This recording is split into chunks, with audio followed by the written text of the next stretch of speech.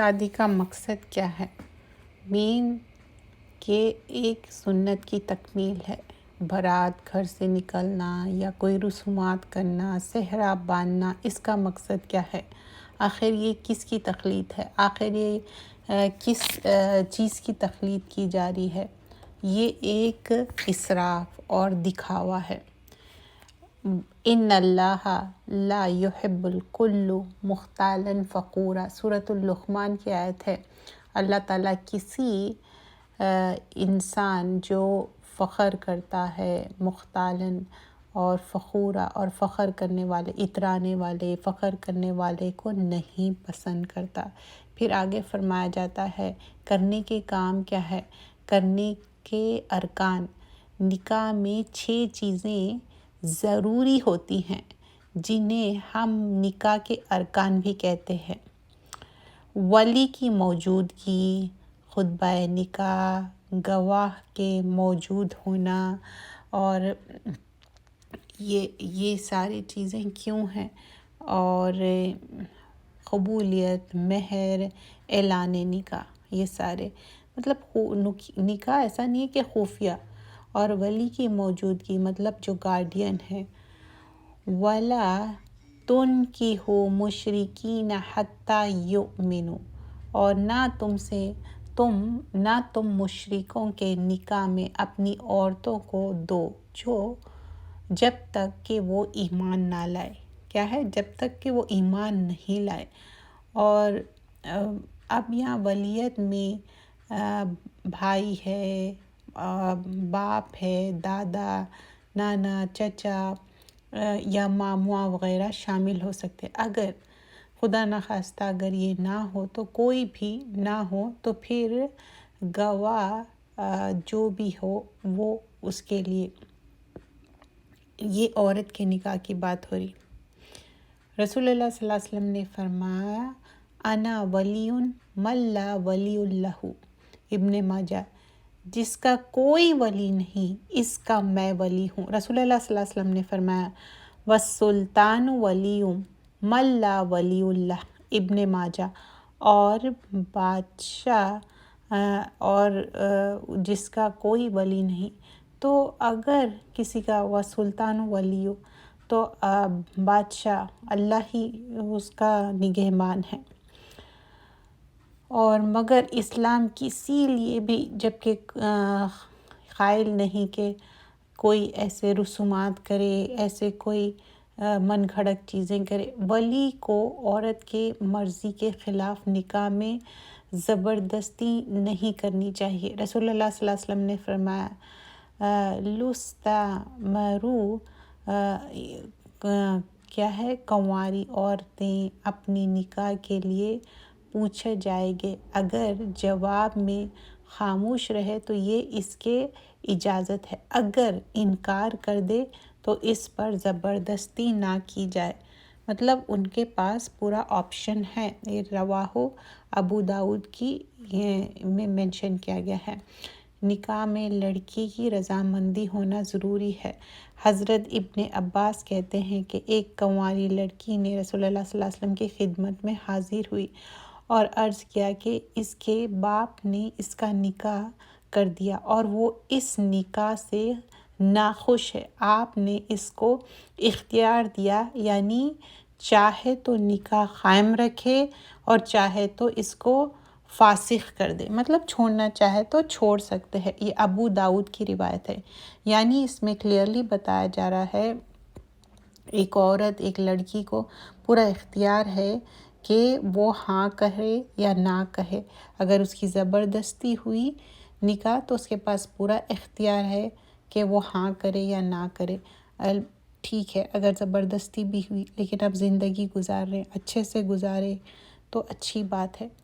حضرت ابن عباس سے روایت ہے کہ رسول اللہ صلی اللہ علیہ وسلم نے فرمایا جو عورتیں اپنی ذات کے بارے میں اپنی ولی سے زیادہ حق رکھتی ہیں، کنواری سے اس کی زیادہ اجازت لینی چاہیے، اور اس کا اجازت اس کے خاموش رہنے میں ہے۔ رواہ نسائی کی اس میں روایت ہے۔ یہاں پر بھی بتایا جا رہا ہے کہ جو بھی لڑکی ہے، جو جوان عورت ہے یا بیوہ ہے، اگر اس سے اجازت لی جائے اور وہ خاموش رہے تو وہ یس ہے، اگر نہیں وہ انکار کر دے تو وہ بات سننا چاہیے۔ عورت کا نکاح اس کے رضامندی کے بغیر درست نہیں۔ حضرت خنسا بن خادم انصاری سے روایت ہے کہ وہ بیوہ تھی اور ان کے باپ نے ان کا نکاح کر دیا جبکہ وہ اسے ناپسند کرتی تھی۔ چنانچہ وہ رسول اللہ صلی اللہ علیہ وسلم کے خدمت میں حاضر ہوئی اور اس کا ذکر کیا۔ رسول اللہ صلی اللہ علیہ وسلم نے اس نکاح کو جو باپ کر دیا تھا فاسخ کر ڈالا، یعنی توڑ ڈالا۔ بخاری کی روایت ہے۔ کیوں فاسخ کر دیا؟ کیونکہ یہاں یہ بخاری کی روایت میں آ رہا کہ زبردستی کی گئی تھی۔ تو یہ آپشن ہے جب رسول اللہ صلی اللہ علیہ وسلم، لیکن اس سے پہلے کی جو حدیث میں ہم دیکھے تھے کہ عورت کو پورا اختیار ہے، چاہے تو وہ رہے، چاہے تو اس کو نکاح کو ختم کر دے صحیح طریقے سے۔ یہ نہیں ہے کہ نکاح ہو گیا اور آپ بغیر ڈیورس لیے پھر دوسری شادی کرے، ایسا نہیں۔ حضرت عائشہ کہتی ہیں کہ رسول اللہ صلی اللہ علیہ وسلم نے ان سے نکاح کیا جب ان کی عمر 7 سال کی تھی اور ان کو رسول اللہ صلی اللہ علیہ وسلم کے گھر بھیجا گیا جب ان کا عمر 9 سال کی تھی اور ان کو کھلونے کھیلنے کے لیے ان کے ساتھ تھی، اور جب رسول اللہ صلی اللہ علیہ وسلم ان سے جدا ہو رہے تھے یعنی وفات پائے تو اس وقت ان کی عمر 18 سال کی تھی۔ رواہ مسلم۔ تو یہاں پر ہم کو یہ بھی معلوم ہوتا کہ رسول اللہ صلی اللہ علیہ وسلم ایک کم ایج والی لڑکی کو بھی شادی کرے اور بڑی عورت سے بھی شادی کرے جو خدیجہ رضی اللہ عنہ، اور عائشہ رضی اللہ عنہ کم ایج کی تھی۔ She was the only girl. بغیر ولی کے نکاح جائز نہیں۔ رسول اللہ صلی اللہ علیہ وسلم نے فرمایا جو عورت اپنے نکاح اپنی ولی کی اجازت کے بغیر کرے اس کا نکاح باطل ہے، اس کا نکاح باطل ہے، اس کا نکاح باطل ہے۔ 3 مرتبہ کہا گیا۔ احمد، ترمذی، ابو داؤد اور دارمی میں ہے۔ تو ایما امرأۃ نکحت نفسها بغیر اذن ولیہا فنکاحها باطل فنکاحها باطل 3 بار کہا گیا۔ اگر کسی کا ولی نہیں ہے تو وہ الگ بات ہے۔ رسول اللہ صلی اللہ علیہ وسلم نے فرمایا کوئی عورت خود اپنے نکاح اپنی اختیار سے نہ کرے اس لیے کہ اپنا نکاح خود کرنے والی تو ضائع نہیں۔ تو یہ ابن ماجہ کی روایت ہے۔ تو اپنے خود سے کرنا مطلب اپنی پسند بتا سکتے، لڑکی ہو یا بیوہ ہو، جو بھی عورت ہے یا لڑکی ہے اپنی پسند بتا سکتے، لیکن ولی کا ضروری ہے۔ اب مہر کے بارے میں اللہ تعالیٰ نے فرمایا وَآتُوا النِّسَاءَ صَدُقَاتِهِنَّ نِحْلَةً، سورۃ النساء کی آیت ہے۔ ترجمہ کیا ہے؟ اور عورتوں کو نکاح مہر راضی خوشی دے دو، مطلب خوشی سے مہر دینا ہے۔ مہر کی مقرر سورہ نساء کی آیت ہے فَمَا اسْتَطَعْتُم بِهِ مِنْهُنَّ فَآتُوهُنَّ أُجُورَهُنَّ فَرِيضَةً۔ تو جو آزادی زندگی کا لطف تم نے ان سے اٹھایا اس کے بدلے میں ان کی مہر بطور فرض ادا کر دو۔ تو یہ ایک معنی میں جب آپ نکاح کر رہے، مرد جب نکاح کرتا عورت سے تبھی اس کا چاہیے کہ وہ مہر دے دے، لیکن اگر میوچل انڈرسٹینڈنگ سے لیٹر آن دے رہے ہیں دیٹ آلسو اوکے۔ رسول اللہ صلی اللہ علیہ وسلم نے فرمایا عبد الرحمن بن عوف کے لباس پر زرد کا نشان تھا، دیکھا تو اس سے پوچھا یہ کیا ہے؟ انہوں نے عرض کیا حضور میں نے سونے کی گٹھلی کے وزن پر ایک عورت سے شادی کی ہے، مطلب جو مہر دیے ایک چھوٹی سی نکاح میں جو مہر دیے تھے گٹھلی کے برابر گولڈ کی بات ہوئی۔ رسول اللہ صلی اللہ علیہ وسلم نے فرمایا مبارک ہو، اور پھر اس کے بعد بکرے بھی ذبح کر کے ولیمہ بھی کیا تھا۔ یہ صحیح مسلم کی روایت ہے۔ علقہ بن مسعود روایت کرتے ہیں کہ ان سے ایک مسئلہ پوچھا گیا کہ ایک شخص نے ایک عورت سے نکاح کیا اور نہ تو اس کا مہر مقرر کیا اور نہ ہی اس کے ساتھ جمع کیا جو کنسیومیٹ ہے، اور مر گیا۔ ابن مسعود نے کہا اس کی قوم میں عورتوں کا جو مہر مقرر ہے اتنا دے دیا جائے، نہ کم نہ زیادہ، اور اس پر عدت واجب ہے اور اس کو میراث بھی ملے گی۔ یا یہ سن کر معلق بن سنا الشقی نے کھڑے ہوئے اور اعلان کیا کہ ہماری قوم کی ایک عورت برا بن واشق کے معاملے میں رسول اللہ صلی اللہ علیہ وسلم نے یہی حکم دیا تھا کہ ابن مسعود یہ سن کر بہت خوش ہوئے۔ تو مطلب یہ ترمذی اور ابو داؤد کی روایت ہے، اس طرح کر سکتے ہیں۔ زواج مطہرات کی مہر۔ حضرت ابو سلمہ عبد الرحمن سے روایت ہے کہ انہوں نے ام المومنین حضرت عائشہ سے پوچھا رسول اللہ صلی اللہ علیہ وسلم کے ازواج مطہرات جو مدر آف بلیورز جو کہتے ہیں ہم کا حق مہر کیا تھا۔ حضرت عائشہ نے فرمایا 12 اور خیا اور 1 نش بھر۔ حضرت عائشہ نے پوچھا جانے پر نش کیا ہوتا ہے؟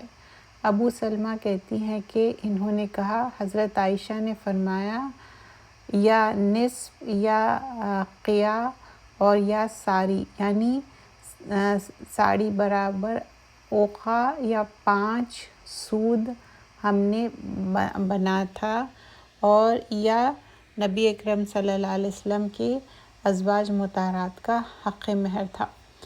یہاں پر جو ایک چھوٹی سی چیز بتائی جا رہی ہے کہ 12 اوقا اور یا 1 نش بھر اتنا ہی، اور پھر دوسرا ہونش کیا ہے، چھوٹی سی ایک چیز ہے جو ابو سلمہ فرماتی ہے، اور حضرت عائشہ بھی فرماتی ہے کہ بہت ہی چھوٹا مختصر سا کچھ مہر دیا گیا تھا۔ حضرت ام حبیبہ سے آپ نکاح فرمایا اور کم ہو، اور انہوں نے بتایا، حضرت ام حبیبہ کہتی ہے کہ وہ عبداللہ بن حجاش کے نکاح میں تھی اور وہ عیش میں فوت ہو گئے۔ نجاشی نے ام حبیبہ کا نکاح نبی اکرم صلی اللہ علیہ وسلم کے کر دیا، اور نبی اکرم صلی اللہ علیہ وسلم کی طرف سے 4000 درہم مہر مقرر کیا، اور ان کو نبی اکرم صلی اللہ علیہ وسلم کے خدمت میں شرجیل بن حسنت کی نگرانی روانہ کر دیا۔ قبول اور اسلامی مہر کا قائم مقرر۔ یہ رواہ نسائی کی روایت ہے۔ حضرت انس کہتے ہیں کہ ابو طلحہ نے ام سلمہ سے شرط پر نکاح کیا کہ اسلام قبول کرنا مہر ہوگا۔ حضرت ام سلمہ ابو طلحہ سے پہلا ایمان لائی۔ ابو طلحہ نے پیغام نکاح پہنچایا تو ام سلمہ نے کہا میں اسلام لا چکی ہوں، اگر تم بھی اسلام لے آؤ تو میں تم سے نکاح کر لوں گی۔ چنانچہ ابو طلحہ اسلام لے آئے اور اسلام ہی ان دونوں کے درمیان حق مہر تھا۔ مطلب آپس میں کیا تھا؟ حق مہر، اسلام لانا۔ انس رضی اللہ عنہ قال تزوج ابو طلحہ ام سلیم رضی اللہ عنہما فکان صدقا ما بینہما الاسلام اسلمت ام سلیم رضی اللہ عنہ قبل ابی طلحہ رضی اللہ عنہ فخطبها فقالت انی قد اسلمت فإن اسلمت نکحتک فاسلام فکان صدقا بینہما۔ آپس میں کیا کیے؟ کیوں نکاح ہوا ان کا؟ بیکاز آف ان کے بیچ میں بات طے ہوئی تھی کہ مہر کیا رہیں گا؟ اسلام کی قبولیت۔ رسول اللہ صلی اللہ علیہ وسلم نے فرمایا، رواہ احمد بیان رواہ احمد کی روایت ہے، سب سے زیادہ برکت والی عورت وہ ہے جس کا مہر سب سے آسان ہو۔ اعظم النساء برکات ایسرہن۔ حضرت عمر بن خطاب سے روایت ہے کہ رسول اللہ صلی اللہ علیہ وسلم نے فرمایا، جو حق مہر کی اعتبار سے بہترین نکاح وہ ہے جو آسان ہو۔ حق مہر، گواہی کا موجود ہونا نکاح کی شرط میں سے ہے کہ نکاح کے مجالس میں 2 گواہ موجود ہو۔ بغیر گواہی کے نکاح صحیح نہیں ہوتا۔ حضرت ابن عباس کہتے ہیں رسول اللہ صلی اللہ علیہ وسلم نے فرمایا کہ جو عورتیں گواہی کے بغیر نکاح کر لیتے ہیں وہ زنا کے برابر ہے۔ النبی صلی اللہ علیہ وسلم قال بغیا اللاتی ینکحن انفسہن بغیر بینہ۔ خطبہ نکاح، نکاح کے خطبہ میں کیا ہے؟ یہاں پر فرمایا جاتا ہے کہ خطبہ نکاح میں الحمدللہ نحمدہ ونستعینہ ونستغفرہ ونعوذ باللہ من شرور انفسنا ومن سیئات اعمالنا من یہد اللہ فلا مضل لہ ومن یضلل فلا ہادی لہ واشہد ان لا الہ الا اللہ وحدہ لا شریک لہ وان محمدا عبدہ ورسولہ یا ایہا الذین آمنوا اتقوا اللہ حق تقاتہ ولا تموتن ولا انتم مسلمون یا ایہا الناس اتقوا ربکم الذی خلقکم من نفس واحدہ وخلق منہا زوجہا وبث منہا رجالا کثیرا والنساء واتقوا اللہ الذی تساءلون بہ والارحام ان اللہ کان علیکم رقیبا یا ایہا الذین آمنوا اتقوا اللہ وقولوا قولا سدیدا یصلح لکم اعمالکم ویغفر لکم ذنوبکم ومن یطع اللہ ورسولہ فقد فاز فوزا عظیما۔ اس کا ترجمہ کیا ہے؟ حضرت عبداللہ بن مسعود کہتے ہیں کہ رسول اللہ صلی اللہ علیہ وسلم نے خطبہ نکاح، خطبہ حاجت یا بے شک سب الحمدللہ اللہ کے لیے، ہم سب اس کی حمد کرتے ہیں اور ہم اس کی مغفرت چاہتے ہیں اور ہم اپنے نفس کی شر سے اور اپنے اعمال کے برائیوں سے اللہ کی پناہ مانگتے ہیں، جسے اللہ تعالیٰ ہدایت دے دے، اس کی کوئی گمراہی نہیں کرنے والا، اور جس سے گمراہ کر دے اس کو کوئی ہدایت دینے والا نہیں۔ اور میں گواہی دیتا ہوں کہ اللہ کے سوائے اور کوئی معبود اور کوئی نہیں، اور رسول اللہ صلی اللہ علیہ وسلم اللہ کے رسول ہے۔ یہ لوگ جو ایمان لائے ہیں اللہ سے ڈرو جیسے کہ اس سے ڈرنے کا حق ہے، تم کو موت نہ آئے مگر اس حال میں کہ تم مسلم ہو۔ لوگو اپنے رب سے ڈرو جس نے تم کو ایک جان سے پیدا کیا اور اس نے اس جان سے کہ جوڑے بنائے اور ان کے دونوں سے بہت مرد اور عورت دنیا میں پھیلا دیے۔ اس خدا سے ڈرو جس کا وہ واسطہ دے کر تم کو ایک دوسرے سے اپنے حق مانگتا ہے، اور رشتہ دار قربت دار تعلقات کو بگاڑنے سے پرہیز کرو۔ یقین جانو اللہ تم پر نگران ہے۔ اے ایمان والو اللہ سے ڈرو، ٹھیک بات کیا کرو، اللہ تمہارے اعمال درست کر دے گا اور تمہارے قصوروں سے درگزر فرمائے گا۔ جو شخص اللہ اور اس کے رسول کی اطاعت کرے اس نے بڑی کامیابی حاصل کی۔ یہ خطبہ نکاح تھا، اور قبول کرنے کے لیے جو پوچھا جاتا یہ بھی بہت زیادہ ضروری ہے۔ حضرت صلی اللہ علیہ وسلم نے جب مجھ سے نکاح کیا تو میری والدہ رومان بنت عامر مجھ کو حضرت کے گھر لے گئی۔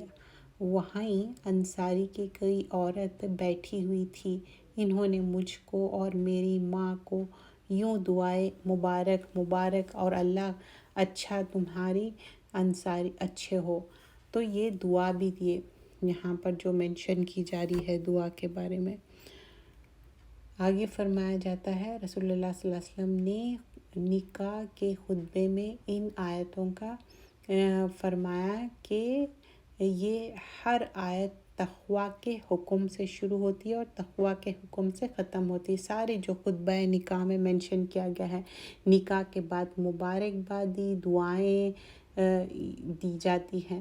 ان ابو ہریرہ سے روایت ہے ان نبی صلی اللہ علیہ وسلم فرماتے ہیں کہ رسول اللہ صلی اللہ علیہ وسلم سے روایت ہے کہ نبی اکرم صلی اللہ علیہ وسلم نکاح کرنے والے آدمی کو ان الفاظوں سے دعا دیا کرتے تھے: بارک اللہ لک و بارک علیکما و جمع بینکما فی خیر۔ یہ رواہ ابو داؤد کی روایت ہے۔ دعا نکاح کے بعد مبارک اور دعائیں: اور اللہ تجھے اور تم دونوں کو بہت برکت عطا فرمائے اور تمہارے درمیان بھلائی پر اتفاق پیدا فرمائے۔ بارک اللہ ہو۔ اعلان نکاح بھی کرنا چاہیے۔ حلال اور حرام نکاح کے درمیان فرق کرتا ہے اور نکاح کو عام کرنا چاہیے۔ قال اللہ، رسول اللہ صلی اللہ علیہ وسلم، فصل ما بین حلال والحرام دف والصوت فی النکاح، نکاح آسان کرنا چاہیے اور پہلی ملاقات پر بھی یہ دعا پڑھنی چاہیے: اے اللہ، میں تجھ سے اس عورت کی بھلائی کا سوال کرتا ہوں اور جس طبیعت پر اس عورت کو پیدا کیا گیا ہے اس کی بھلائی کا۔ تو یہاں پر یہ ہم دعا مانگ رہے ہیں اس کی بھلائی کا، تجھ سے پناہ مانگتا ہوں اس عورت کے شر سے اور جس کی طبیعت پر اس کو پیدا کیا گیا ہے اس کے شر سے۔ ابو داؤد کی روایت ہے: اللہم انی اسألک خیرہا و خیر ما جبلتہا علیہ و اعوذ بک من شرہا و شر ما جبلتہا علیہ۔ اور اس میں آپ فور ہیڈ پہ بھی ہاتھ رکھ کے یہ دعا پڑھ سکتے ہیں۔ اور صحبت کے وقت جو دعا پڑھنا ہے، انٹیمیسی جو ہسبینڈ اینڈ وائف کی: بسم اللہ اللہم جنب الشیطان و جنب الشیطان وما رزقتنا۔ اللہ تعالیٰ کے نام سے اے اللہ دور رکھ ہم کو شیطان سے اور دور رکھ شیطان کو اس چیز سے کہ جس کے آپ ہم کو عنایت کرنے والے ہیں، مطلب آنے والی اولاد کو بھی اللہ تعالیٰ اس کو پروٹیکٹ کرے۔ اور پھر دعوت ولیمہ کی بات ہے، شادی کر کے ایک بہترین فقہ حیات کا محضر ہوتا ہے، تو شادی کمپلیٹ ہوتی پھر اس کے بعد ولیمہ دینا چاہیے، کھانا کھلانا چاہیے۔ ولیمہ کے حکم: رسول اللہ صلی اللہ علیہ وسلم نے عبد الرحمن بن عوف کے لباس پر جب وہ کلر دیکھا اور کہا کہ کیا شادی ہو گئی، تو اس کے بعد کہا کہ کیا مہر دیا اور ولیمے کی بات بتائی، تو انہوں نے کہا کہ وہ بکریاں 3 یا 4 بکریاں۔ ولیمہ کرنا رسول اللہ صلی اللہ علیہ وسلم کی سنت ہے۔ رسول اللہ صلی اللہ علیہ وسلم نے عملی طور پر بھی ازواج مطہرات سے نکاح کے وقت ولیمہ فرمایا تھا۔ حضرت زینب کی ولیمہ کا ذکر بخاری اور مسلم دونوں میں بھی ہے۔